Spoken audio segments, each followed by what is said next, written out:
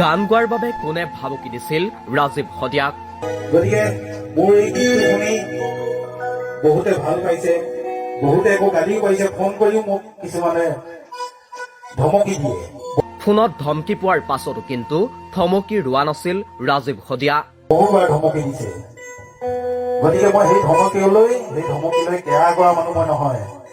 গতিকে জাতিক জগোৱা গান গাবলৈ সদায়ে আগুৱাই আহিছিল বিপ্লৱী শিল্পীগৰাকী। সেয়ে উদাত্ত কণ্ঠেৰে গাইছিল ঘৰত সোমালে বিদেশী বঙালী ৰজা বহতীয়া অধিকাৰ স্বাভিমান ভাষা মোৰ অভিমান বনিয়াৰ হাতলৈ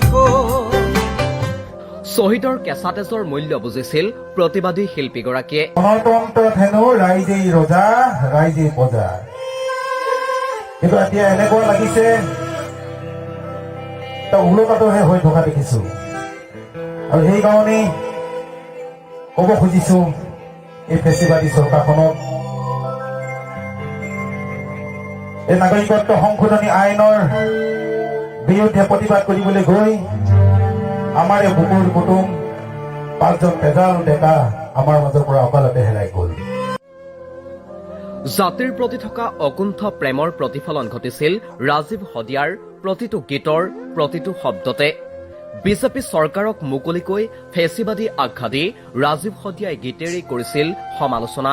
হুৱা যাবা তুমি ৰজাই হুৱা বা মন্ত্ৰী হুৱা, আমাৰ প্ৰয়োজন নাই, আমাৰ প্ৰয়োজন নাই। কা সন্দৰ্ভত ৰাজীৱ শদিয়াৰ আছিল স্পষ্ট মত। আপোনালোক সকলোৱে জানে, আমি জানো, গোটেই অসমখন বাংলাদেশে ইতিমধ্যে চানি ধৰিছে। ই হিন্দু বাংলাদেশী হওক নাইবা মুছলিম বাংলাদেশী হওক, আমাৰ অসমীয়া এক কথা। আমাক হিন্দু বাংলাদেশীও নালাগে, আমাক মুছলিম বাংলাদেশীও নালাগে। গতিকে ইমান লাখ লাখ ৰাইজ আজি ৰাজপথলৈ ওলাই আহিছে, কি কাৰণে ওলাই আহিছে? মই যোৱা বছৰে লিখিছিলো এটা গীত। জাতিক ভাল পোৱা এগৰাকী দুৰ্দান্ত প্ৰতিবাদী শিল্পীৰ বিয়োগত সেয়ে ম্ৰিয়মান সকলো। শিল্পীগৰাকীৰ শেষ বিদায়ত উপস্থিত অগণন গুণমুগ্ধ। এটা উজ্জ্বল সম্ভাৱনা অকালতে অন্ত পৰিল। পঞ্চভূতত বিলীন হৈ গ'ল জাতিৰ বাবে গান গোৱা ৰাজীৱ শদিয়া। ৰাজীৱ শদিয়াই আৰু কেতিয়াও নাগায় মানুহৰ গান। কি কব আৰু কোনে কব?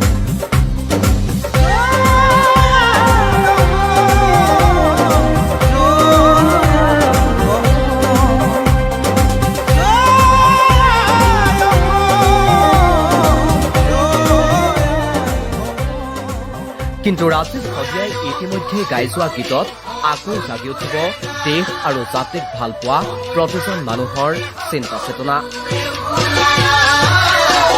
জয় আই অসম